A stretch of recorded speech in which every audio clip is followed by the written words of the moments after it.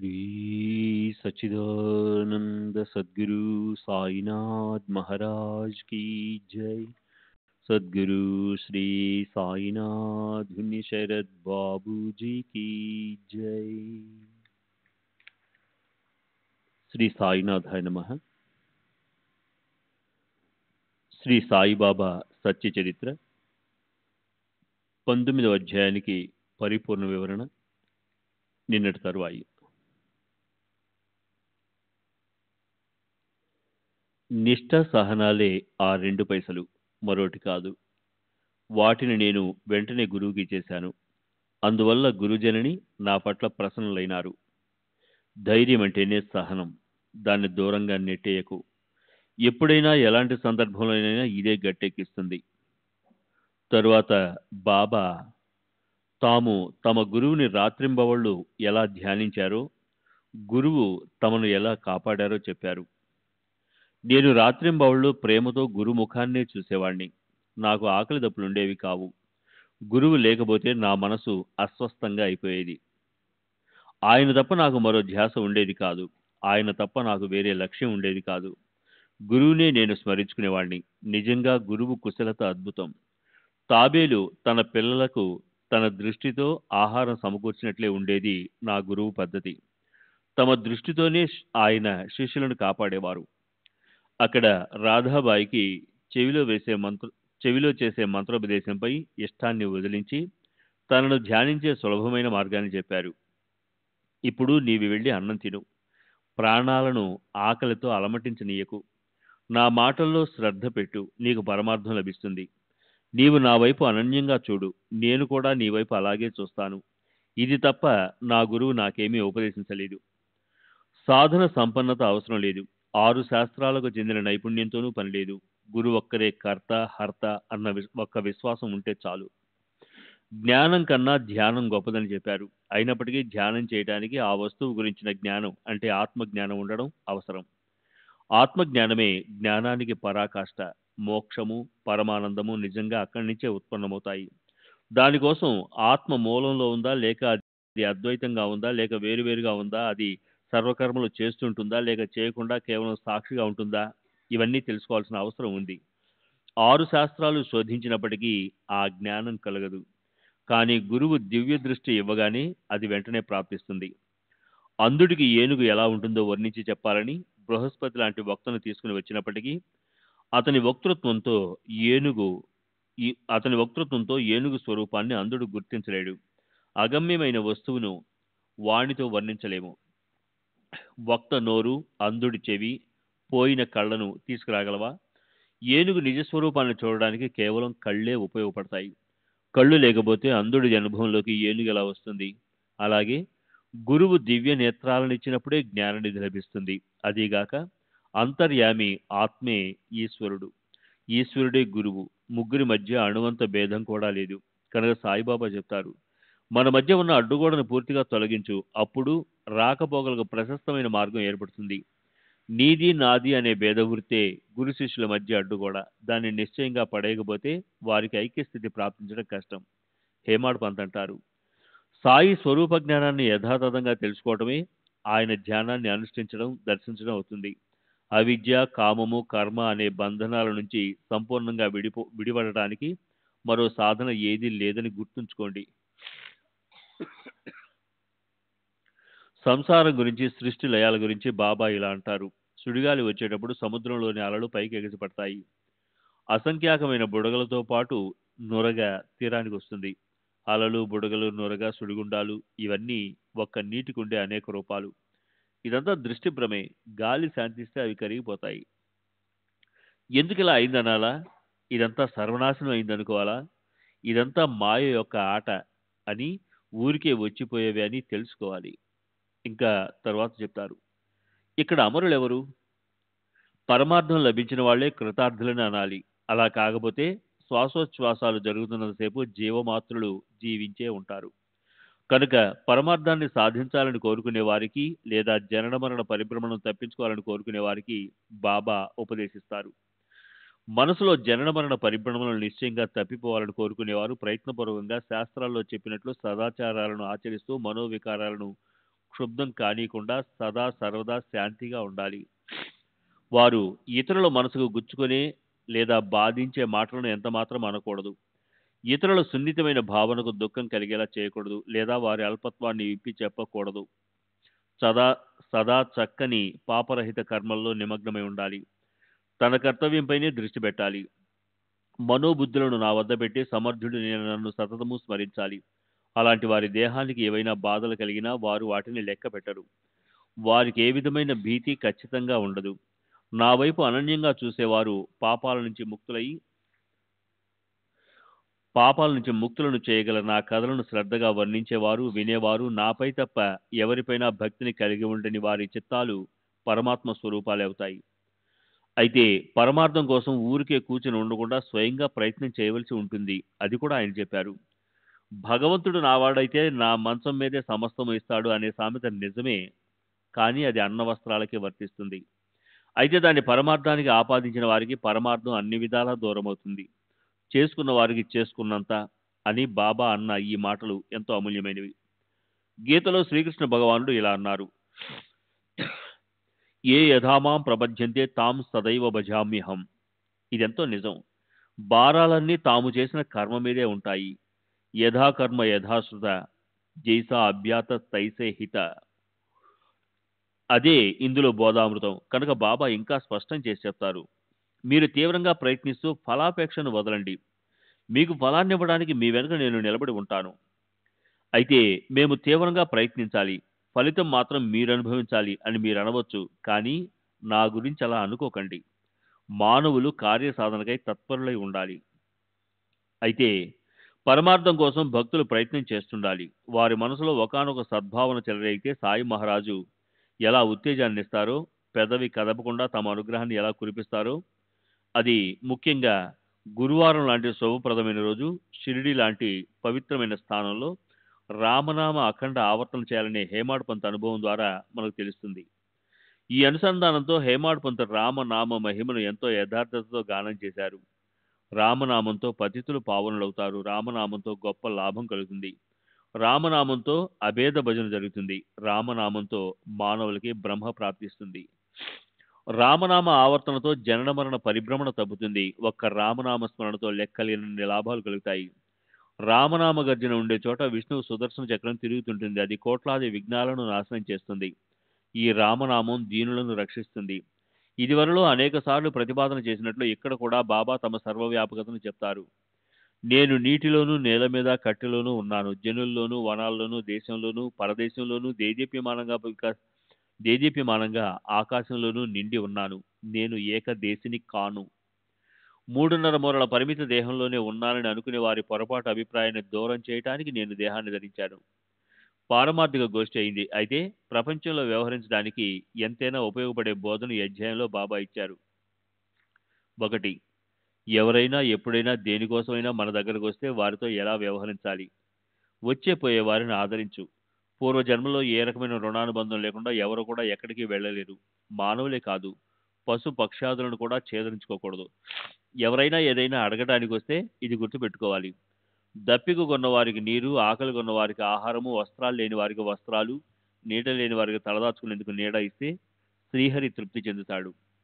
ఒకవేళ వారి అపాత్రత వల్ల లేదా అన్య కారణంతోనూ వారికి సహాయం చేయాలని మనకు అనిపించకపోతే దానికి బాబా చెప్పారు: నీ మనసులో వారికి డబ్బు ఇవ్వద్దని అనిపిస్తే ఇవ్వకు, కానీ వారిపై కుక్కలా మొరగొద్దు. 2. మాటకు మాట సమాధానమిస్తే వాద వివాదాలు పెరిగి కలహాలు కలుగుతాయి. ఏదో రకంగా ఒకరు మౌనంగా ఉంటే రెండో వారు తమంతా తామే శాంతిస్తారు. కనుకే బాబా బోధ ఇలా: ఎవరైనా నిన్ను 100 మాటలన్నా నీవు తిరిగి వారికి కటువుగా సమాధానం ఇవ్వద్దు. నిరంతరం సహనం పెట్టుకుంటే అపార సుఖం లభిస్తుంది. 3. ఎప్పుడూ ఎవరిని నిందించవద్దు. ఇతరుల ప్రవర్తన నింద్యంగా లేదా వేలెత్తి చూపేదిగా ఉన్నప్పటికీ వారికి దయతో మన ఎదుటే బోధాపూర్వకంగా 2 మాటలు చెప్పాలి. వారి వెనుక వారి ప్రవర్తన గురించి వ్యాఖ్యానించడం, పరిహసించడం లేదా చర్చించడం ఎన్నడూ చేయకూడదు. అలాంటి చర్చల్లో పాలు పంచుకోకూడదు. దీని గురించి అలా నిందించే ఓ వ్యక్తిని అక్కడ పోగైన ఇతర భక్తులు చూస్తుండగా అశుద్ధాన్ని పిండి వంటలాగా యథేచ్ఛగా తింటూ గుటకలు వేసే పందిని వేలుతో చూపించి బాబా ఎలా అవమానించారో అతన్నే ఏమిటి, అక్కడున్న భక్తులందరికీ ఎలా బోధించారో మనం చూసాం. చూడు, ఆ పంది నాలుకకి అది ఎంత మధురంగా అనిపిస్తుందో. జనుల మలాన్ని కెలిగి తన ఆప్తులతో పోట్లాడుతూ తన కోరికను ఇష్టం వచ్చినట్లు తీర్చుకుంటోంది. గొప్ప పుణ్యం వల్ల ప్రాప్తించిన ఈ మానవ జన్మను ఈ ప్రకారంగా వ్యర్థం చేసుకుంటూ అలా తమకు తాము విఘాతం కలిగించుకునే వారికి ఈ షిరిడి వల్ల ఏం ప్రయోజనం? ఒక ఇంటికి నిచ్చెన పెట్టిన వారికి ₹2 ఇచ్చి ఎవరి ఉపకారాన్ని ఉచితంగా తీసుకోరాదు అనేది ఎంతో అందంగా బాబా ముద్రించారు. ఎవరితోనైనా పని చేయించుకుంటే వారి శ్రమను గుర్తించాలి. ఎవరి కష్టాన్ని ఊరికే తీసుకోకూడదని మన మనసులో నియమం పెట్టుకోవాలి. ఇందులో పారమార్థిక బోధ కూడా ఉంది. మనం పొందిన ఉపకారం వల్ల అప్పు అదెంత చిన్నదైనప్పటికీ మానవులకి ఈ జన్మలో కాకపోతే మళ్ళీ జన్మలోనైనా ప్రత్యుపకారం చేసి రుణం తీర్చుకోవాలి. కనుక మోక్షం అంటే జనన మరణ పరిభ్రమణ నుంచి విడుదల కావాలని కోరుకునే మానవులు ఎవరి నుంచి ఏదీ ఆశించకూడదు. ఎవరి శ్రమను లేదా వస్తువులను ఊరికే తీసుకోకూడదు. దానికి మాత్రం ఒకటే విరుద్ధత ఉంది, అంటే అపవాదం ఉంది. ఒకవేళ అలాంటివి తీసుకునే సేవ లేదా వస్తువు లాంటివి స్వీకరించకపోవడం వల్ల ఆ ఇచ్చిన వారి మనసుకు నిజంగా దుఃఖం కలిగితేనే అప్పుడు అది స్వీకరించడంలో అభ్యంతరం ఉండదు. 5. బాబా క్రమశిక్షణ పాటించేవారు. భక్తుల శ్రేయస్సు కోసం మద్యపానం వగైరా చేసే వ్యసనపరులైన భక్తులని వారి స్వప్నాల్లోకి వెళ్లి వారి ఛాతీ మీద కూర్చుని వారిని కొట్టడానికి కూడా వెనుకాడేవారు కాదు. వద్దని చెప్పినప్పటికీ గుప్తంగా ఆసనాలు వేసి హఠయోగ సాధన చేసే వారికి గురి తప్పని బాణంలా వేసేవారు. ఎవరైనా అపరిచితులతో అయినా సరే కబురు పెట్టి వాళ్ళు ఒకవేళ వినకపోతే వారికి తీవ్రంగా చెప్పేవారు. 1-2 సార్లు చెప్పి చూస్తాను. నా మాట వినకపోతే వారు ఒకవేళ నా కడుపున పుట్టిన బిడ్డైనా సరే 2 ముక్కలుగా చేసి పారేస్తాను. తమ శిష్యుల లేదా పిల్లల శ్రేయస్సు కోసం వారిని క్రమశిక్షణలో పెట్టడానికి కటువుగా వ్యవహరించేవారు. మొత్తానికి ఈ అధ్యాయ సాగరంలో బాబా ఉపదేశ వచనాలనే తరంగాలు వెంటనే ఉవ్వెత్తున ఎగిసిపడుతున్నాయి. మళ్లీ మళ్లీ మునకలు వేస్తుంటే బోధ అనే రత్నాలు లభిస్తాయి. ఇందులోని ప్రతి ఒక్క విషయాన్ని మనసులో ముద్రించుకొని మనం వ్యవహరిస్తే నాకు ఖచ్చితంగా అనిపిస్తోంది. హేమాడ్ పంత్కి ఇలాగే బాబా మన చేతిలో కూడా దోసెడు కలకండను ప్రసాదించి ఇలా అంటారు: కలకండలా మధురమైన ఈ విషయం నీ మనసులోని ఇచ్ఛను నెరవేరుస్తుంది. నీకు దీనితో శ్రేయస్సు కలుగుతుంది.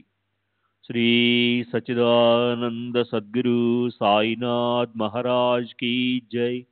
సద్గురు శ్రీ సాయినాథుని శరద్ బాబూజీ కీ జై.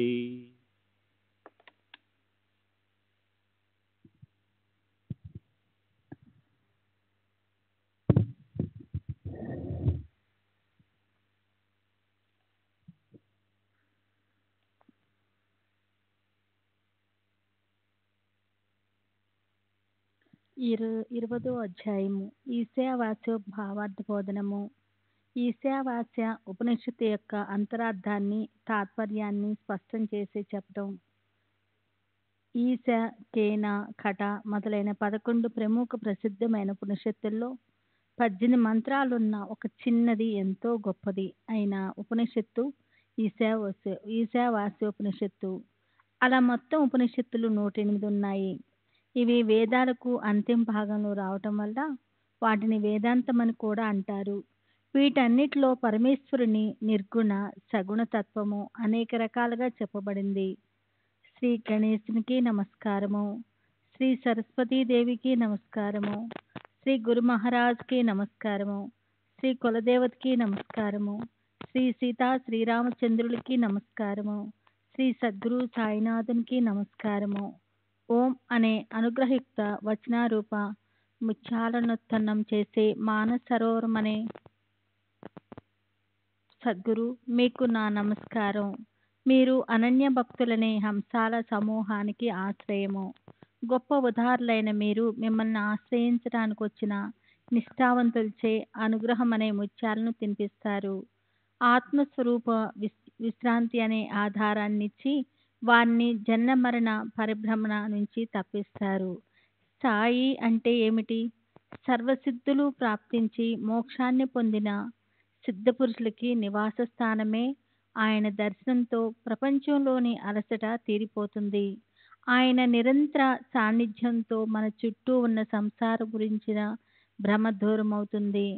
సాయి మూలంలో ఆకారం లేనివారే భక్తుల కార్యము కోసం ఆయన సాకారులైనారు. మాయా మోహమనే నటిని స్వీకరించి ఒకానొక నటుల్లాగా ఈ సంసారంలోని ఆటను యథావిధిగా ఆడారు. అలాంటి సాయిని స్మరిద్దాం. ఒక్క క్షణం మాత్రం షిరిడీకి వెళ్దాం. మధ్యాహ్నం హారతి తర్వాత ఏం జరుగుతుందో శ్రద్ధగా చూద్దాం. మధ్యాహ్నం హారతి తర్వాత సాయి మహారాజు మసీదు అరుగు చివరకొచ్చి ఎంతో కృపాదృష్టితో భక్తులకు విభూది ప్రసాదించేవారు. ప్రేమిక భక్తులు అప్పుడు బాబా చరణాలను స్పృశించి నిలబడి బాబా ముఖాన్ని చూస్తూ పైనుంచి బాబా వర్షించే విభూదిని స్వీకరించేవారు. బాబా కూడా గుప్పిళ్ల కొద్దీ విభూదిని భక్తుల దోసిల్లో పోసేవారు. బొటన వ్రేళ్లతో దాన్ని వారి నుదుట పెట్టేవారు. బాబా మనసులో భక్తులపై పొంగులు వారే అనివార్య ప్రేమ ఉండేది. ప్రతి ఒక్క భక్తుడితో ఆయన ఇలా అనేవారు: సోదరా వెళ్ళు, తినటానికి వెళ్ళు, అన్నా నీవు వెళ్ళు, ఇంట్లో రుచిగా తిను, అందరూ మీ ఇళ్ళకి వెళ్ళిపోండి. ఇదంతా చూడటానికి ఇప్పుడు లేకపోయినా ఇదివరకటి ఆ వైభవాన్ని షిరిడీలోని ఆయా ప్రదేశాల్లో దృఢంగా గుర్తుకు తెచ్చుకుంటే అది కళ్ళెదుట కనిపిస్తుంది. సరే, ఈ ప్రకారంగా ధ్యానం చేసి బాబాను నఖీసికి పర్యంతము చూసి ఆయన చరణాలకు ప్రేమతో సాష్టాంగం చేసి కథను ముందుకు నడిపిద్దాం. శృతులు అర్థాన్ని బాబా ఒక పన్నెపిల్లతో చెప్పిస్తారని గత అధ్యాయం చివరిలో శ్రోతలకు నేను చెప్పాను. ప్రసిద్ధ హరిదాసు గణదాసు ఈ ఈశావాస భావార్థబోధిని అనే పేరు గల గ్రంథాన్ని వ్రాయటం మొదలుపెట్టారు. అతని మనసులో ఏదో సందేహం కలిగింది. దాన్నతను షిరిడీకి వచ్చి సద్గురు సాయి చరణాలకు విన్నవించాడు. దానికి నీవు ఇక్కడి నుంచి తిరిగి వెళ్ళేటప్పుడు ఈ సందేహ నివారణ కాకా ఇంటి మనిషి చేస్తుంది అని బాబా అన్న ఆ కథనే మనం ముందుకు నడిపిద్దాం. శ్రోతలు శ్రద్ధగా వింటే చక్కని శ్రవణం అవుతుంది. సంస్కృత భాష తెలియని వారికి ఈశావాస్య ఉపనిషత్తులోని ప్రతి ఒక్క శబ్దానికి ఓవి రూపంలో అర్థాన్ని కలిపి స్పష్టం చేయాలని మనసులో కోరిక పెట్టుకొని ఈశావాస్య భావార్థ బోధిని అనే గ్రంథాన్ని సహజంగా చక్కగా అర్థమయ్యేటట్టు ప్రాకృత అంటే మరాఠీ భాషలో వ్రాయటం మొదలుపెట్టారు దాసగణు. ఈ ఉపనిషత్తుల అర్థం ఎంతో నిగూఢము. దానిలోని ప్రతి ఒక్క క్షణము ప్రతి ఒక్క శబ్దము అనువదించడం అయిపోయింది. కానీ అంతరార్థంలోని రహస్యం అర్థం కాకపోయినందువల్ల దాసగణికి మనసుకి ఆనందం కలగలేదు. 4 వేదాల సారమే ఉపనిషత్తుల భాండారం. ఈశ్వర కృప లేకపోతే అది లభించదు. నేను గొప్ప పండితుణ్ణి, నా అంతా నేను స్వయంగా ప్రయత్నించి ఈ ఉపనిషత్తులను అర్థం చేసుకుంటాను, వాటికి యథాతథంగా అర్థం చెప్పుకోగలుగుతాను అని కొందరంటారు. అది సృష్టి ప్రళయం వరకు జరగదు. గురుకృప లేకపోతే అవాంతరాలు వచ్చి దాని అంతరార్థాన్ని తెలియదు. మార్గంలో పదే పదే చిక్కుల్లో పడిపోవాల్సి వస్తుంది. అయితే అదే గురువుకి శరణ వెళ్ళిన వారికి ఏమాత్రం ఇబ్బంది కలగకుండా దాని నిగూఢార్థము దృష్టి ముందు తనంతట తానే నిలబడుతుంది.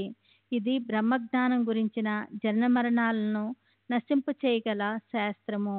అహంకారం వదిలేసిన వారు, సర్వ సంసార బంధనాల నుంచి ముక్తులైన వారు మాత్రమే ఈ శాస్త్రాన్ని వివేచించగలరు.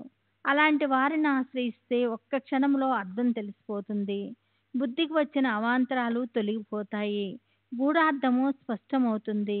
ఈశావాస్య ఉపనిషత్తు సామాన్య జననీకానికి అర్థమయ్యే మరాఠీ భాషలోకి తేవటానికి దాసగణికి ఈ అవస్థే కలిగింది. అయితే సాయినాథులు కృప చూపడం వల్ల దాని అంతరార్థం తెలుసుకోవటంలోని కష్టం కరిగిపోయింది. గణదాస్కి సంస్కృత భాషా జ్ఞానం ఎక్కువగా లేదు. అయితే ఆచార్య విద్యారణ్యులు అంటే ఉపనిషత్తుల సారాన్ని తీసి సర్వులచే గౌరవింపబడ్డారు. పంచదశి అనే పేరు గల వేదాంతంలోని సంస్కృత భాషకు చెందిన సుప్రసిద్ధమైన గ్రంథాన్ని రచించి శ్రీ సాయిబాబా చరణాలకు నమస్కరించి అతను ఈ ఓవిబద్ధమైన రచన మొదలుపెట్టాడు. అసలే గణదాసు వాణి పాలాధార, అందులో సాయి కృప అనే చక్కెర కలిసింది. నిరంతరం ప్రవహించే ఈ మధురమును శ్రోతలు ఒక క్షణం పాటు స్వీకరించాలి. శ్రీ సచిదానంద సద్గురు సాయినాథ్ మహారాజ్ కి జై. సద్గురు श्री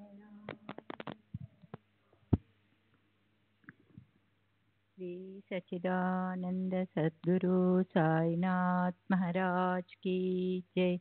सद्गुरु श्री साईनाथ निसरत बाबूजी की जय। సరే, ఈశావాస్య భావార్థ బోధినిని కొంచెంగా ప్రస్తావించాను. దాని మర్మం తెలుసుకోవాలనుకుంటే శ్రోతలు మూల గ్రంథాన్ని చూడాలి. ఈ కథను వర్ణించడంలో నా ఉద్దేశం వేరు. దాన్ని ఇప్పుడు వినండి. తమ భక్తులు ఏదైనా గ్రంథం చదవబోతున్నప్పుడు వారికి ఏదైనా అర్థం కాని ఒక వాక్యం ఎదురైతే అప్పుడు సాయి మహారాజు ఆ భక్తుల శంకకి సమాధానం తాము స్వయంగా మాట్లాడకుండానే ఎలా ఇచ్చేవారో చూడండి. దాన్ని సారాంశ రూపంగా శ్రోతలకు చెప్పాలన్నదే నా మనసులోని అభిలాష. ఈ కథకు ఇదే కారణం. కృపతో శ్రద్ధ పెట్టి వినండి. ఓవీబద్ధమైన తాత్పర్యం, సృష్టీకరణ కోసం వివరణ వ్రాసి పండితులకు అది మాన్యమయ్యేలా వ్రాయాలన్న దాసహను మనసులోని కోరిక కూడా నెరవేరింది. అయితే అతని మనసులో ఒక సందేహం అలాగే ఉండిపోయింది. దాన్ని పండితుల ఎదుట పెట్టాడు. దాని మీద ఎంతగానో చర్చ చేశాడు. అయితే ఎవరి వల్ల కూడా ఆ శంక తృప్తి కలిగించే విధంగా నిరసన కాలేదు. ఇంతలో ఏదో ఓ కారణంతో దాసహను సిరిడీ వెళ్ళాడు. అతని శంకా నివరణ ఎంతో సహజంగా అయిపోయింది. దర్శనం చేసుకోవటానికి దాసగును మసీదికి వెళ్ళిపోయాడు. సాష్టాంగ నమస్కారం చేసి సాయి పాదాలపై తలపెట్టాడు. సుఖ సంపన్నుడైన వాడు, మహాత్ముల అనుగ్రహ పూర్వక దృష్టి, మహాత్ముల నోటి నుండి వెలువడే మధుర వాక్కులు, కాంతులొలుకుతూ మహాత్ములు చిందించే మందహాస వదనం ఇవన్నీ భక్తులకు క్షేమ కుశల ప్రాప్తిని కలిగిస్తాయి. మహాత్ముల కేవల దర్శనంతో సమస్త పాపాలు ప్రక్షాళనమవుతాయి. ఇక వారితో నిత్య సహవాసం అనే నిధి లభించిన వారికి లభించే పుణ్యం ఎంతని వర్ణించగలం? దాసహను నమస్కరించగానే బాబా కుశల ప్రశ్నలు వేశారు. ఏం గను, ఎక్కడి నుంచి వస్తున్నావు? అన్నీ సక్రమంగా సంతృప్తికరంగా ఉన్నాయి కదా? మనసు హాయిగా ఉంటుంది కదా? దానికి దాసగును ఇలా సమాధానం చెప్పాడు. మీ కారుణ్యమనే గొడుగు ఉన్నంత వరకు నేను మనసులో దుఃఖం ఎందుకు తెచ్చుకోవాలి? నేను ఆనందంగా ఉన్నాను. మీకు అన్నీ తెలుసు. కానీ లోకరివాజు ప్రకారం నన్ను మీరు ప్రశ్నించారు. నా క్షేమ సమాచారాలు ఎందుకు అడిగారో నాకు తెలుసు. స్వయంగా నాతో ఏదో ఒక పని మొదలు పెట్టించి అది అందంగా తయారవుతున్నప్పుడు మధ్యలో ఇలా అవాంతరాలను కలిగిస్తే వాటిని నివారించటం మాకు ఎలా తెలుస్తుంది? సరే, ఈ ఇద్దరి పరస్పర సంవాదం నడుస్తున్నప్పుడు గణుదాసు బాబా పాదాలు నొక్కటం మొదలుపెట్టాడు. మెల్లగా ఈశావాస్య భావార్థ బోధిని గురించి అతను ప్రశ్నించాడు. బాబా, ఈశావాస్య భావార్థ బోధిని వ్రాస్తున్నప్పుడు కలం కదలకుండా ఆగిపోయింది. మనసులో శంకలు కుశంకలు తలెత్తాయి. వాటిని మీరే విప్పి చెప్పాలి అని గణుదాసు జరిగిందంతా మొదటి నుంచి చివరి వరకు బాబాకి ఏకరువు పెట్టాడు. నివారించటానికి కష్టమైన ఆ సందేహాన్ని ఆయన ముందు పెట్టాడు. గణుదాసు సాయినాథులతో ప్రార్థనాపూర్వకంగా, బాబా, నేను గ్రంథం రాసిన శ్రమంతా వ్యర్థమైపోతుంది. ఈశావాస్య ఉపనిషత్తు గురించిన సమాచారం అంతా పూర్తిగా మీకు తెలుసు.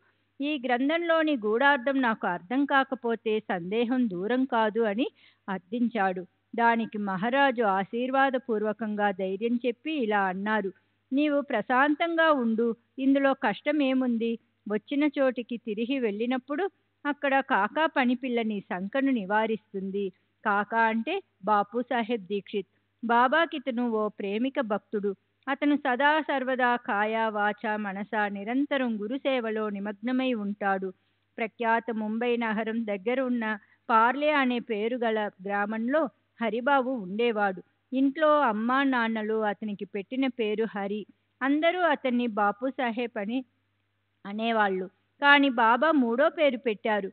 బాబా కాకా మహాజనిని బడే కాకా అంటే పెద్ద నాన్న అనేవారు. నానాసాహెబ్ నిమోన్కర్ని మాతారే కాకా అంటే ముసలి పెద్ద నాన్న అని అనేవారు. బాపు సాహెబ్ని లంగడు కాకా అంటే కుంటి బాబాయి. లండన్లో కాళ్ళు జారి పడడం వల్ల ఒక పాదం కుంటిగా అయిపోయిందని, లేదా ఆయన శరీరం లావుగా ఉండటం వల్ల బంబ్యా కాకా అంటే బాబాయి అనేవారు. కొందరికి అమ్మా నాన్నలు ఒక పేరు పెడతారు, రాశిని అనుసరించి మరో పేరు ఉంటుంది, కానీ ఏదో మారు పేరుతో పిలుస్తుంటారు. ఈ ప్రకారంగా పేర్లు ఎన్నో రకాలుగా ఉంటాయి. సాయి మహారాజు అప్పుడప్పుడు పెట్టిన వేర్వేరు పేర్లే వ్యవహారంలో నడిచేవి. ఆ పేర్లను తమకి లభించిన పదవిగానో లేదా తమ విశిష్టతను దర్శింపచేసే చిహ్నంగానో భావించి బాబా భక్తులు ప్రేమతో ఉంచుకునేవారు. బాపు సాహెబ్ దీక్షిత్కి భిక్షు అని, కాకా అనే పేర్లను కూడా పెట్టారు బాబా. ఆ పేర్లతోనే దీక్షిత్ షిరిడీ జనుల్లో ప్రసిద్ధి చెందాడు. గణుదాసుకి ఇతరులందరి మనసులకి ఆశ్చర్యం కలిగింది. కాకా పనిపిల్ల ఏమిటి, ఈశావాస్య ఉపనిషత్తుని ప్రశ్నను విప్పి చెప్పటమేమిటి అని. పనిపిల్ల అంటే పనిపిల్లే. ఆమె చదువు ఎంతుంటుంది, తెలివి శాస్త్ర పరిజ్ఞానం మాత్రం ఎంతుంటుంది, అది అందరికీ విలక్షణం అనిపించింది. వేదాలకు అర్థం చెప్పగల నైపుణ్యం ఎక్కడ, పనిపిల్ల బుద్ధి ఎక్కడ? సాయి మహారాజు వేలాకాలం మాడుతున్నారేమో అని భక్తులు అనుకున్నారు. అందరికీ సాయి మహారాజు కేవలం వినోదమే చేస్తున్నారు అనిపించింది. కానీ గణుదాసుకి మాత్రం అది నిజమనిపించింది. సాయిబాబా మాటలు విని సాయిబాబా అలా సహజంగా గమ్మత్తుగా పైకి మాట్లాడుతున్నారని భక్తులకు అనిపించినప్పటికీ గణుదాసుకి అది నిజమే అనిపించింది. భక్తులకు కూడా సాయిబాబా ఇది సహజంగా వినోదంగా అని ఉంటారని అనిపించినప్పటికీ అలా అనటంలో ఉన్న పరిహాసాన్ని చూడాలని ఎప్పటిలా ఆతృత కలిగింది. బాబా మాటలు పరిహాసంగా ఉందని లేకపోని అవి ఎన్నటికీ వ్యర్థం కావు. బాబా పలికే ప్రతి అక్షరంలోనూ అర్థమనే నిధి ఉంటుంది. బాబా నోటి నుండి వచ్చే శబ్దాలు కేవలం నోటి మాటలు కావు, అది బ్రహ్మదేవుడు ప్రాణాల నుదిటిపై వ్రాసిన భవిష్యత్తే. అందులో ఒక్క అక్షరం కూడా వ్యర్థమయ్యేది కాదు. ఆ శబ్దాలు సరిగ్గా సమయానికి అనుభవంలోకి వచ్చేవి. శ్రీ సచ్చిదానంద సద్గురు సాయినాథ్ మహారాజ్ కీ జై. సద్గురు శ్రీ సాయినాథ్ నిసరత్ బాబూజీ కీ జై. శ్రీ సచ్చిదానంద సద్గురు సాయినాథ్ మహారాజ్ కీ జై. సద్గురు శ్రీ సాయినాథుని శరత్ బాబూజీ కీ జై. ఇతరుల సంగతి ఎలా ఉన్నా దాసగునికి ఆ విషయంలో ఎంతో నమ్మకం ఉంది. వారి వారి శ్రద్ధను అనుసరించి వారికి ఫలం లభిస్తుంది. యద్భావం తద్భవతి. విశ్వాసం లాగే సామర్థ్యం. అంతఃకరణంలో ఎంతో ప్రేమ ఉంటే తప్ప అలాంటి నిర్మల జ్ఞానం ప్రాప్తించదు. బాబా జ్ఞాన శిరోమణి. ఆయన మాట అబద్ధం ఎలా అవుతుంది? తమ భక్తుల కోరికలు నెరవేర్చాలని ఆయన వ్రతం. గురు వచనాలు ఎన్నటికీ అబద్ధం కావు. ఈ కథను మనసు పెట్టి వింటే సంసారంలోని శారీరక మానసిక వ్యధలు దూరమవుతాయి. మీరు పరమార్థాన్ని సాధించుకునే మార్గానికి వస్తారు. తర్వాత దాసగను పార్లే గ్రామానికి వెళ్ళాడు. కాకా పనిపిల్ల ఉపనిషత్తుల అర్థం చెప్పడంలో ఎలా ఉపయోగపడుతుందో చూడాలని అతనికి ఎంతో ఉత్కంఠం కలిగింది. మర్నాడు ఉదయం గణుదాసు పక్క మీద గాఢ నిద్ర కలిగించే గొప్ప సుఖంలో ఉన్నప్పుడు ఒక ఆశ్చర్యకరమైన విషయం జరిగింది. ఎవరో ఒక శూద్ర జాతికి చెందిన పిల్ల మంజుల స్వరంతో మార్ధవంగా పాడుతుంది. ఆ గీతంలోని అందమైన మాధుర్యం గణుదాసు హృదయం కవాటాలని సున్నితంగా తట్టింది. దీర్ఘ పదజాలంతో మధుర పద రచన ఉన్న ఆ గానాన్ని విని అతని మనసు పరవశించింది. అతను దాన్ని శ్రద్ధగా వినసాగాడు. గబుక్కున లేచి గానం అర్థాన్ని తెలుసుకోవడానికి దానిపై మనసుని కేంద్రీకరించాడు. దాన్ని జాగ్రత్తగా విని ఎంతో ఆనందించాడు. అతని మనసులో ఇలా అనుకున్నాడు, ఈ అమ్మాయి ఎవరి పాప? గంభీరంగా మధుర స్వరంతో పాడుతూ ఉందామె. ఈశా వ్యాసంలో వచ్చిన శంకను విప్పి చెప్తుంది అని బాబా చెప్పిన పనిపిల్ల ఈమెనా? చదువురాని వాణి నుంచి ఉపనిషత్తుల అర్థం నాకు తెలియజేసే ఆమె ఎవరో చూద్దామని గణుదాసు బయటికి వచ్చి చూశాడు. అప్పుడు నిజంగా ఒక శూద్రజాతి పాప కాకాసాహెబ్ ఇంటి తూము దగ్గర గిన్నెలు తోముతూ ఉంది. అడిగినప్పుడు తెలిసింది, దీక్షిత్ ఇంట్లో నామదేవ్ అనే పేరు గల పనివాడున్నాడు. ఈ పాప అతని చెల్లెలు. ఈమె కాకాకి పనిపిల్ల. ఈమె ఆలపించిన ఆ గానంతో ఉపనిషత్తుల్లోని శంక నిరసన అయ్యింది. శ్రీ సచ్చిదానంద సద్గురు సాయినాథ్ మహారాజ్ की जय। సద్గురు శ్రీ సాయినాథుని శరత్ బాబూజీ की जय। జ్ఞానేశ్వరుడు దున్నపోతు నోటి నుంచి వేద పఠనం చేయించాడు. అలాగే ఉందిది. మహాత్ములు ఏ చమత్కారము చేయరు. ఈ ప్రకారంగా ఈ పిల్ల గానంతో దాసగనుకు తృప్తి కలిగించింది. బాబా వినోద మహిమ అందరికీ తెలిసింది. గనుదాసు కాకా వాళ్ళ దేవుడి గదిలో పూజకు కూర్చున్నాడు. అప్పుడతను ఈ గానాన్ని విన్నాడు అని కొందరంటారు. సరే, ఏదెలా ఉన్నా తాత్పర్యం మాత్రం ఒకటే. సాయి మహారాజు తన భక్తులకు అనేక కారణాలతో ఎలా శిక్షణ ఇస్తారో చూడండి.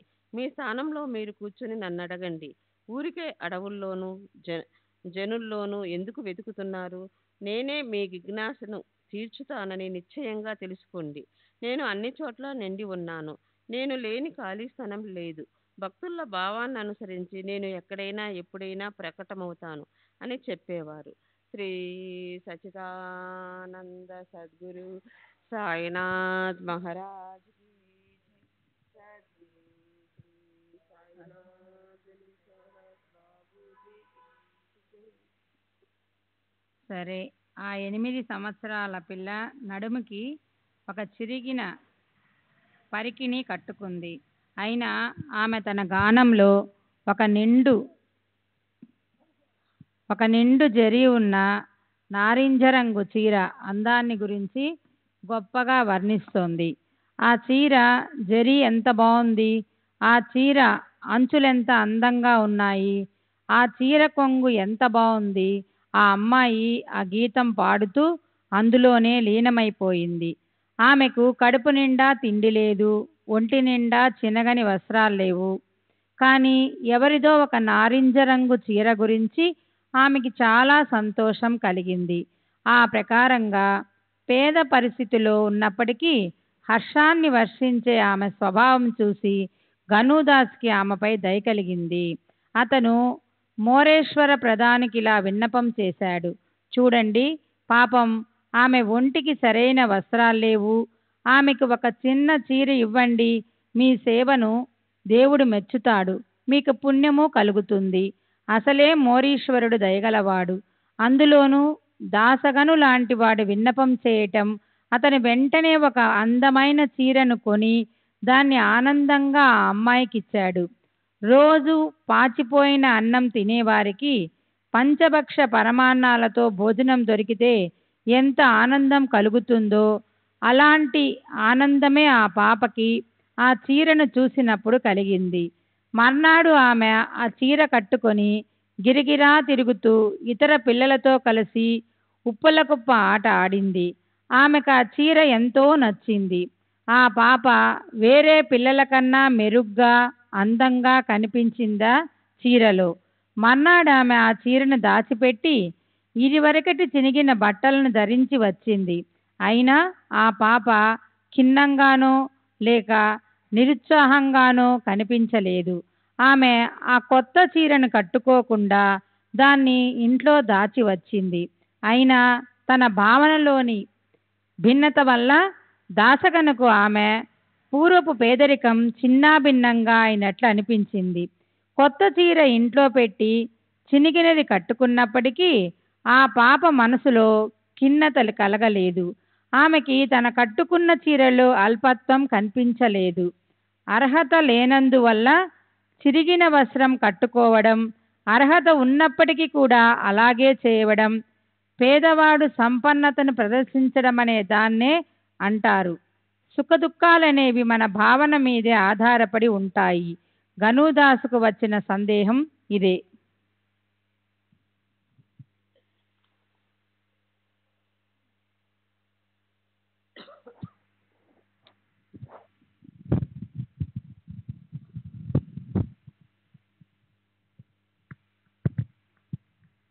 श्री सच्चिदानंद सद्गुरु साईनाथ महाराज की जय। सद्गुरु श्री సాయినాథుని శరత్ బాబూజీ की जय। ఈ ప్రకారంగా అది విడివడిపోగానే అతనికి ఈశావాస్యం అనే నిధి దొరికింది. దాని అర్థం బోధపడింది. ఈశ్వరుడే పూర్తిగా బ్రహ్మాండమంతా వ్యాపించి ఉన్నప్పుడు అతను లేని ఖాళీ ప్రదేశం ఉందా అని ఎవరు ఆలోచిస్తారు? ఈశావాస్య ఉపనిషత్తులో 1వ మంత్రంలోని పూర్వార్థం చూడండి. ఈశావాస్య మితం సర్వం యత్కించిత జగత్యాం జగత్ అంటే అఖిల బ్రహ్మాండంలోని జడ చైతన్య స్వరూపాలన్నీ ఈశ్వరుడిచే వ్యాపింపబడి ఉన్నాయి. ఇంకా చూడండి, గీత మయా తత మిదం సర్వం జగత వ్యక్తమూర్తిన అంటే కృష్ణుడినైన నేను నా అవ్యక్త రూపంతో ఈ జగత్తంతా వ్యాపించి ఉన్నాను. ఈ పరబ్రహ్మ పూర్ణమే, ఈ జగత్తు కూడా పూర్ణమే. ఈ పూర్ణ పరబ్రహ్మ నుంచే ఈ పూర్ణ జగత్తు ఉత్పన్నమైంది. కనుక పూర్ణ పరబ్రహ్మ నుంచి పూర్ణ జగత్తు యొక్క కల్పనని తీసివేసినప్పటికీ పూర్ణ పరబ్రహ్మే మిగిలి ఉంటుంది. ఈశావాస్య ఉపనిషత్తులోని శాంతి పాఠం అంటే వేదాంతాన్ని పఠించే ముందు గురు శిష్యులు ఏకాగ్రతమై చదివే పాఠం లేదా మంగళాచరణం. అందులో అక్కడక్కడ వేదాంతంలోని మహాతత్వం నిండి ఉంది. ఓం పూర్ణమిద పూర్ణమిదం పూర్ణాత్ పూర్ణముదచ్యతే పూర్ణస్య పూర్ణమాదాయ పూర్ణమేన వశిష్యతే. ఆ పాప పేదరికపు అవస్థ కూడా ఈశ్వరుని అంశయే. ఆ చినిగిన పరికిణి లేదా ఆ కొత్త చీర కూడా ఈశ్వరుని అంశయే. దానమిచ్చేవాడు దాత, దానమిచ్చే వస్తువు ధ్యేయము, దానమిచ్చే క్రియ దానం, వీటన్నింటిలోనూ ఒక్క ఈశ్వరుడే పూర్తిగా నిండి ఉన్నాడు. కనుక నేను నాది అన్న భావనని పూర్తిగా విస్మరించాలి. సదా ఏ రకమైన గోష్ఠిపైన అభిమానాన్ని పెట్టుకోకుండా ఉండాలి. ఈశ్వరుని నుంచి లభించే ఐశ్వర్యాన్ని త్యాగపూర్వకంగా దీని గురించి ఎక్కువ ఆసక్తి పెట్టుకోకుండా ఇతరులకు అందులో కొంత దానమిచ్చి తమకు అవసరమున్నంతే దగ్గర పెట్టుకోవడం, త్యాగపూర్వకంగా అనుభవించాలి. ఏ రకమైన లోభాన్ని మోహాన్ని పెట్టుకోకూడదు. ఈశావాస్య ఉపనిషత్తులో 1వ మంత్రంలోని ఉత్తరార్థం చూడండి. తేన త్యక్తేన భుజంజిత మా గృధః కస్య స్విద్ ధనం. బాబా అమోఘవాణి ఇలా ఉండేది. లెక్కలేనంతమంది భక్తులు ఈ అనుభవాన్ని పొందారు. బాబా తమ ఆయుష్ ఉన్నంత వరకు ఎన్నడూ షిరిడీ విడిచిపోలేదు. అయినా భక్తులు అరణ్యాలలో ఉన్నా లేదా జనసందోహంలో ఉన్నా వారి ఎదుట ప్రకటమయ్యే వారైనా కొందరికి మచ్చేంద్రగఢ్లో, కొందరికి కొల్హాపూర్, షోలాపూర్, రామేశ్వరం మొదలైన పట్టణాల్లోనూ అలా తమకిష్టమైన చోట్లలో ప్రకటమై వారికి దర్శనమిచ్చేవారు. కొందరికి తాము ఎప్పుడూ ధరించే దుస్తుల్లో సాధారణ రూపంలో కనిపిస్తే, కొందరికి మెలకువగా ఉన్నప్పుడు, మరికొందరికి స్వప్నంలోనూ, అలా రాత్రి లేదా పగటి వేళల్లో కూడా దర్శనమిచ్చేవారు. భక్తుల తీరని కోర్కెలు తీర్చేవారు. అలాంటి అనుభవాలు ఒకటా రెండా? ఎన్నని వర్ణించను. బాబా షిరిడీలోనే నివసించినప్పటికీ ఆయన ఎవరికీ తెలియకుండా ఎక్కడికో పోయేవారు. చూడండి, ఆ పాప ఎవరో కడు పేద పనిపిల్ల. ఆమె నోటి నుండి నారింజ రంగు చీర గురించిన పాట సహజాతి సహజంగా వచ్చింది. గణుదాసు బాబాకి శంఖని వెలిబుచ్చటం, ఆ పని పాప కాకా ఇంట్లో ఉండడం, ఆమె ఆ శంఖను తొలగించడం, ఇదంతా ఇంద్రజాలంతో కావాలని ఆయన సంభవింపజేసిన రచన కాదా? అసలక్కడ పనిపిల్ల ఉన్నట్లు బాబాకి ఎలా తెలుసు? ఆమె ద్వారా కూడా తరువాత భవిష్య కాలంలో జరగబోయేది గానం చేయించి ఉపనిషత్తుల అర్థం తెలియజెప్పడం ఎలా? అది ఎలా అన్నా ఉండని, ఇలా జరిగినది మాత్రం నిజం. గణుదాసుకి ఆశ్చర్యం కలిగించింది. అతని శంఖ తొలగిపోయింది. అతనికి ఈశావాస్య ఉపనిషత్తు బాగా తెలిసింది.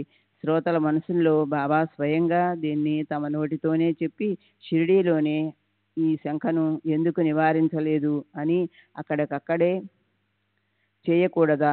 ఇదంతా ఎందుకు చేశారన్న సందేహం కలగవచ్చు. కానీ ఆ గొప్ప తత్వం లోకులకు ఎలా తెలుస్తుంది? ఈ చమత్కారం చేయించి ఈశ్వరుడు ఈ పనిపిల్లలో కూడా వ్యాపించి ఉన్నాడని బాబా అందరికీ నిరూపించారు. శ్రీ సచ్చిదానంద సద్గురు సాయినాథ్ మహారాజ్ కీ జై. సద్గురు శ్రీ సాయినాథుని శరత్ బాబూజీకి జై.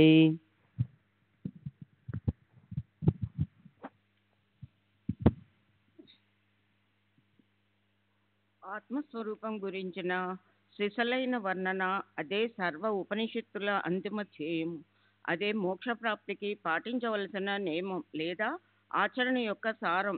ఇదే భగవద్గీతలోని అర్థానికి సరైన నిరూపణ.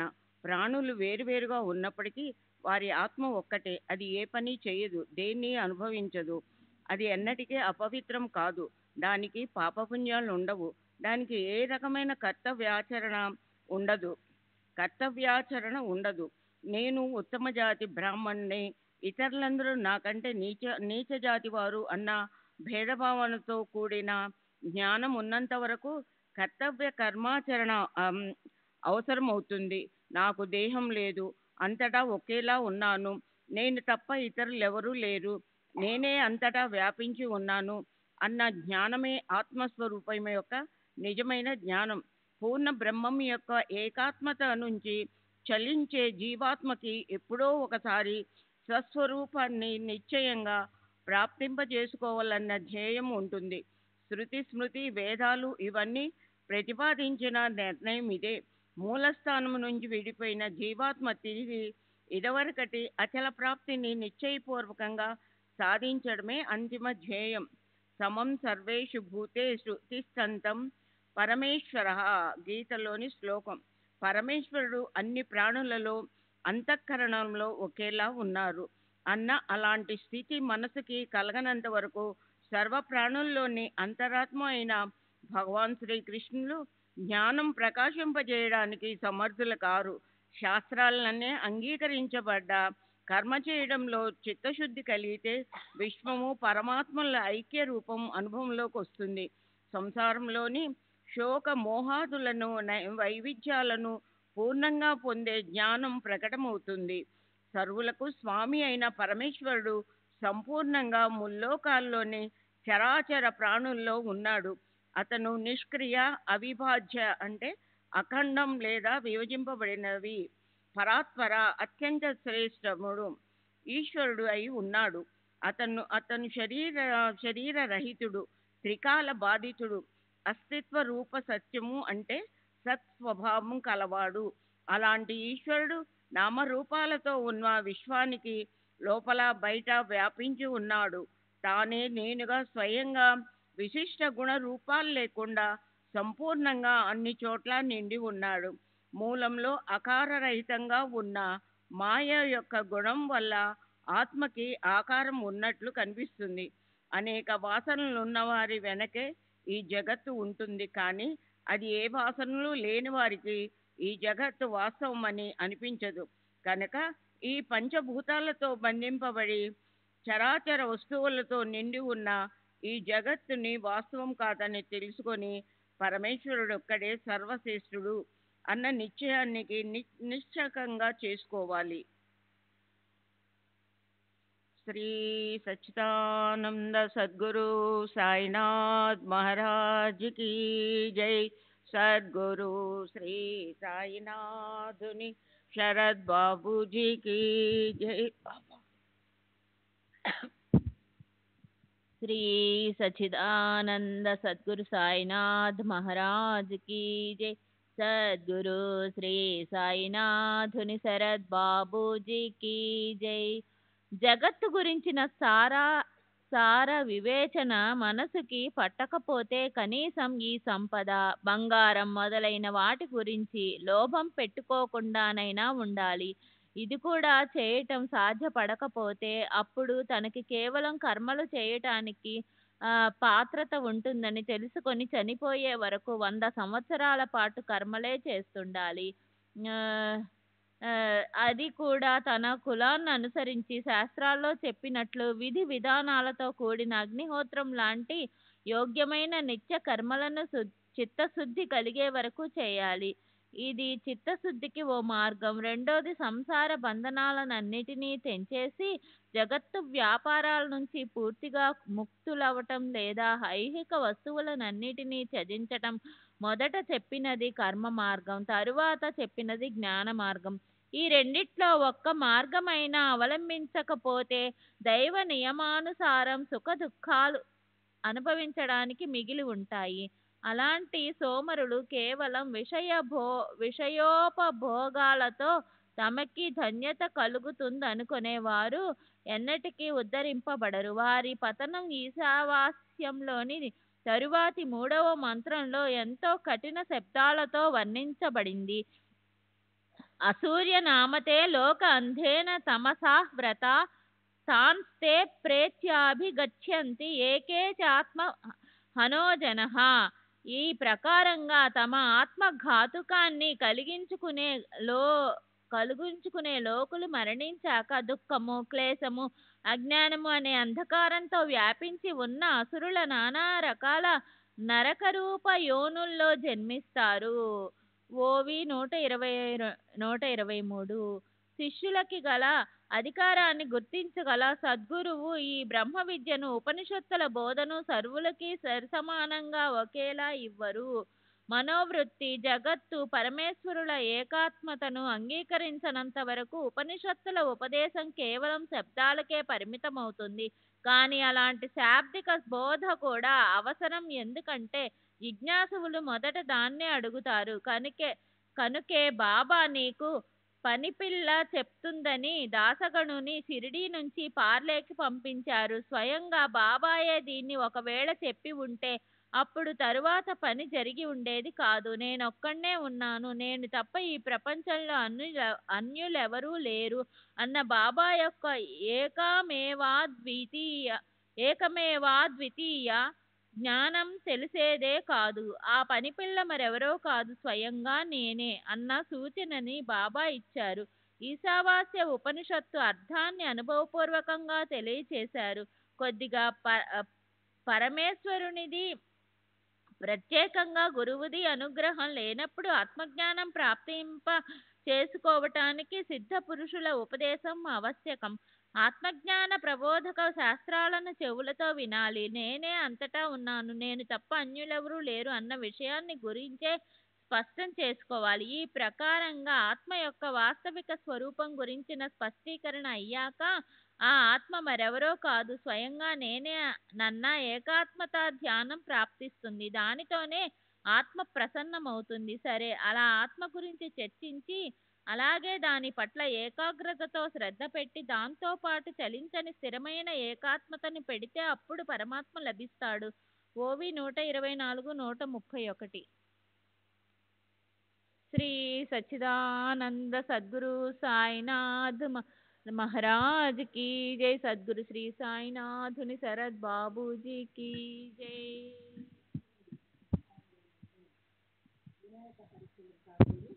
అనంతరావు పాటంక ఇత్యాదుల కథలు అదే చెప్పబోతున్నాను. శ్రోతలు ఆదరపూర్వకంగా వింటే వారు పరమార్థం వైపు శ్రద్ధ పెట్టగలరు. ఆ కథ అంత మధురంగా ఉంటుంది. అది వింటే శ్రోతల వాంఛ నెరవేరుతుంది. మహాపురుషుల దర్శనం నిశ్చయంగా లభిస్తుంది. భక్తుల కోరిక నెరవేరుతుంది. సూర్యుడు ఉదయించిన తర్వాత అంధకారం నశించినట్లు ఈ కథామృతాన్ని ఆస్వాదిస్తే ప్రపంచంలోని మాయా, మమకారం అనే వలను దూరంగా విసిరేయగలరు. కల్పన చేయలేనటువంటి సాయిబాబా కుశలతను వర్ణించటానికి ఆయన తప్ప ఎవరు సమర్థులు? నన్ను కేవలం నిమిత్తం చేసుకొని ఆయన స్వయంగా ఈ కథను నా నోటి నుంచి చెప్పిస్తున్నారు. సర్వులకి శుభమస్తు. ఈ ప్రకారంగా సత్పురుషులు, మహాత్ములు, ప్రేరణ కలిగించిన భక్త హేమాడ్ పంత్ రచించిన శ్రీ సాయి సమర్థుల సత్య చరిత్రలోని ఈశావాస్య భావార్థ బోధన అనే పేరుగల 20వ అధ్యాయం ముగిసింది. శ్రీ సద్గురు సాయినాథార్పణమస్తు. శుభం భవతు. 20వ అధ్యాయానికి పరిపూర్ణ వివరణ. దాసగణుకి ఈశావాస్యంలో ముఖ్యంగా ఏ మంత్రం లేదా అందులోని ఏ విశిష్ట భాగంలోని అర్థం తెలియలేదు. దేనికోసం అతను బాబా దగ్గరికి వెళ్ళాడు అని కొందరు పాఠకులకు ప్రశ్న ఉదయిస్తుంది. ఎందుకంటే ఆ సందేహం నాకు కూడా కలిగింది. బాగా ఆలోచించిన మీదట నాకు అర్థమైంది. మొదటి మంత్రం ఉత్తరార్ధంలో తేన శక్తేన భుంజిదా అనే మంత్రం అర్థం గురించి అతనికి సందేహం కలిగి ఉండవచ్చు. టీకాకారులు కూడా దానికి వేర్వేరుగా అర్థాలు చెప్పారు. కొందరు ఈశ్వరుడు జగత్తంతా వ్యాపించి ఉన్నాడు, ఆయన మనలోనూ ఉన్నాడన్న విషయాన్ని గుర్తుంచుకొని మమకారాన్ని, ఆసక్తిని త్యాగం చేసి కర్తవ్య పాలన కోసం మాత్రమే విషయాలను అనుభవించాలి అంటారు. మరికొందరు తమకు ఈశ్వర కృప వలన విషయానుభవాలు లభించాయి, వాటిని ఈశ్వరుడికి అర్పించి మిగిలిన వాటిని అనుభవించాలి. దీనికోసం గీతలోని 3వ అధ్యాయం శ్లోకం 12 ఆధారంగా తీసుకున్నారు. ఇష్టాన్ భోగాన్ హి ఓ దేవా దాస్యంతే యజ్ఞభావితః తైర్దంతాన ప్రదాయోభ్యం యో భుజ్కే స్తేన ఏవ సహ. యజ్ఞంతో తృప్తిపడిన దేవతలు మీరు కోరుకున్న అనుభవాన్నిస్తారు. వారు ఇచ్చిన అనుభవాన్ని వారికి అర్పించకుండా దాన్ని స్వయంగా అనుభవించేవారే దొంగలి. ఇక్కడ ఈశ్వరునికి అర్పించటంలోని అర్థం ఈ పనిలో సాయం చేసిన వారి వాటాన్ని వారికి ఇవ్వటంగా తీసుకోవాలి. అయితే ఇంకా మరికొందరు తమకు అవసరమైన ధనం తాము తీసుకోవాలి, మిగిలిన భాగాన్ని ఇతరుల కోసం ఉపయోగించాలి. ఏ రకంగానూ లోభం పెట్టుకోకూడదు. ఈ ధనం ఎవరిది? మనది మాత్రమే కాదు. శ్రీ సచ్చిదానంద సద్గురు సాయినాథ్ మహారాజ్ की जय. सद्गुरु श्री साईनाथ शरद बाबू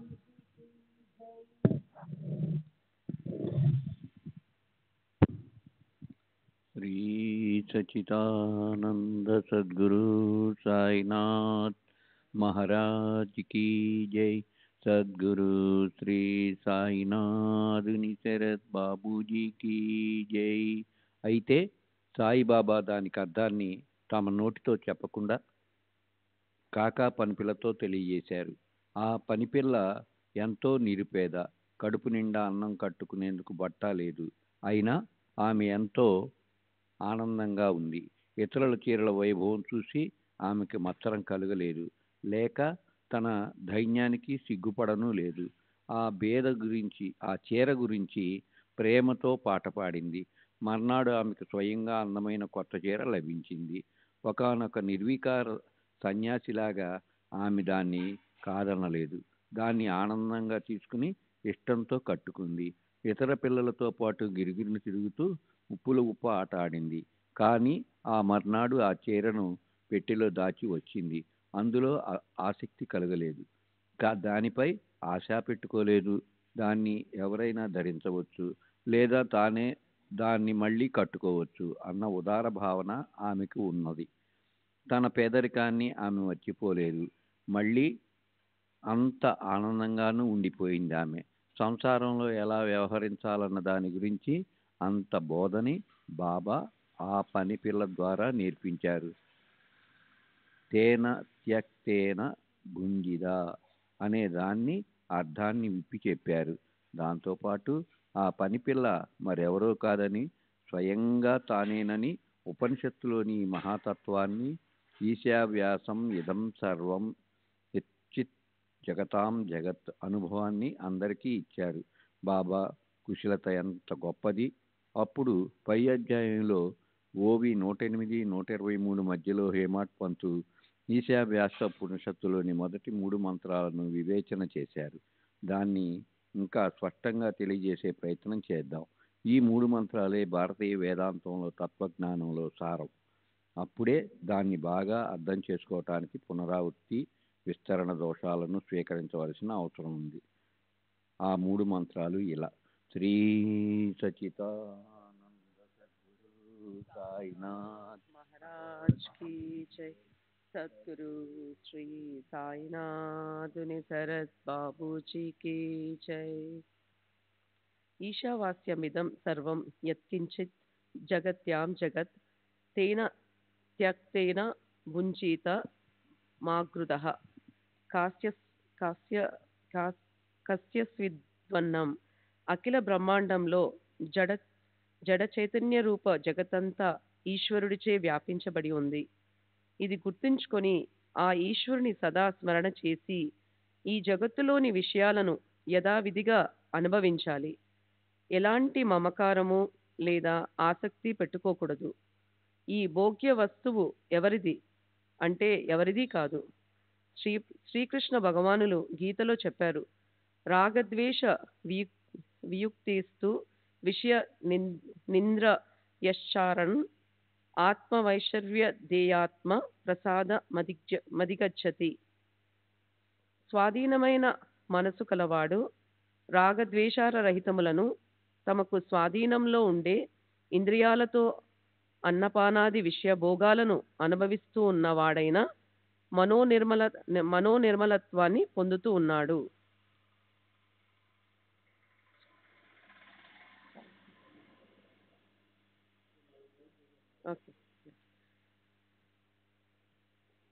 పూర్వం నవై కర్మాణి జిజి విశేషతం సమః ఏవం త్వాయి న్యతే తోతిస్తన కర్మ లిప్యతే నరే. పై మంత్రంలో చెప్పినట్లు ఒకవేళ విచారము ఆచరణ సాధ్యం కాకపోతే శాస్త్రాల్లో చెప్పినట్లు కర్తవ్య కర్మలు చేసి దాన్నే ఈశ్వర పూజ అనుకొని 100 సంవత్సరాలు జీవించటంపై కోరిక ఉంచాలి. ఇలాంటి కర్మలే మానవులని బంధనాల్లో ఉంచవు. ఇది కాక మీకు మోక్షం లభించే మార్గం మరోటి లేదు. మళ్ళీ చూడండి, యజ్ఞార్థ కర్మోణ్యన్యత్ర లోకోయం కర్మబంధనః తదర్థం కర్మ కౌంతేయ ముక్త సజ్జ సమాచారః. యజ్ఞం కోసం అంటే పరమేశ్వర ప్రీత్యర్థం చేసే కర్మలు తప్ప ఇతర కర్మలు లోకాలకు బంధకారకలు అవుతాయి. కనుక ఓ కౌంత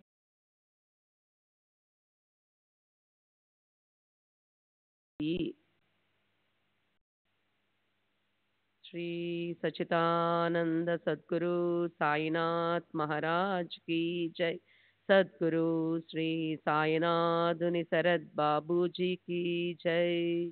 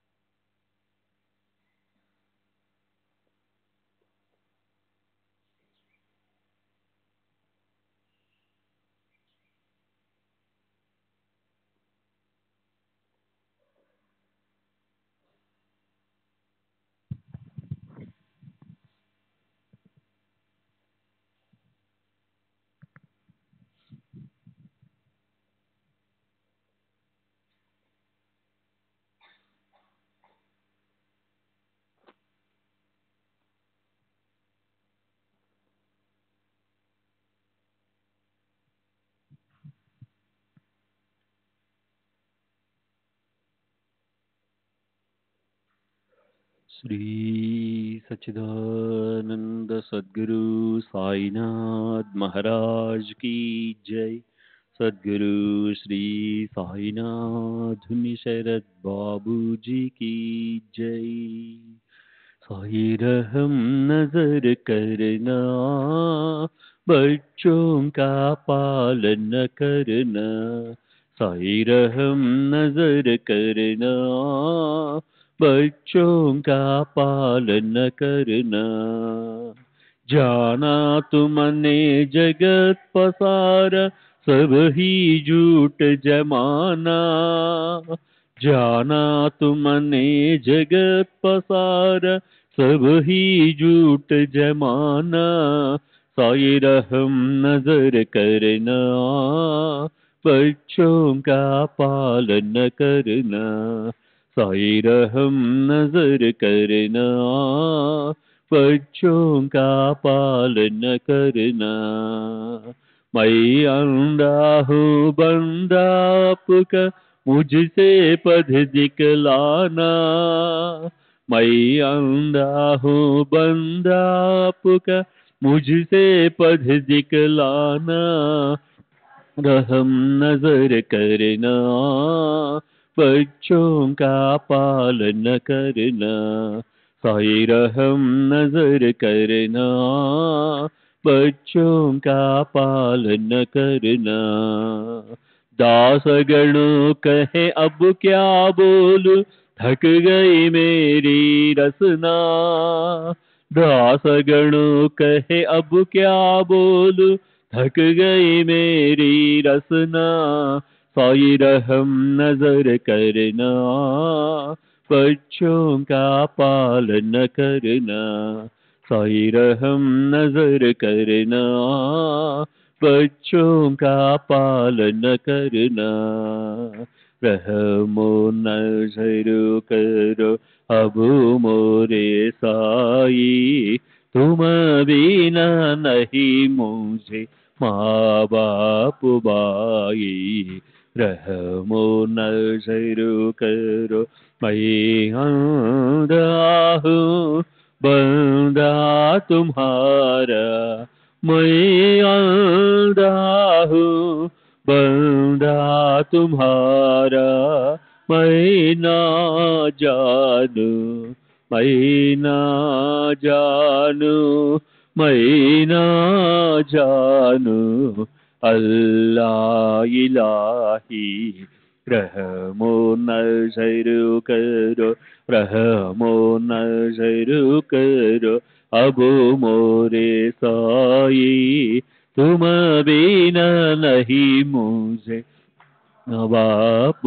बाई, रहमो नजर करो काली जमाना मैंने गमाया, काली जमाना मैंने गमाया, साथी आखिर का, साथी आखिर का, साथी आखिर का, तुम भी न कोई, रहमो नजर करो, रहमो नजर करो अब मोरे साई, तुम बिना नहीं मुझे माँ बाप बाई, रहमो नजर करो अपने मस्जिद का झाड़ू गड़ो है,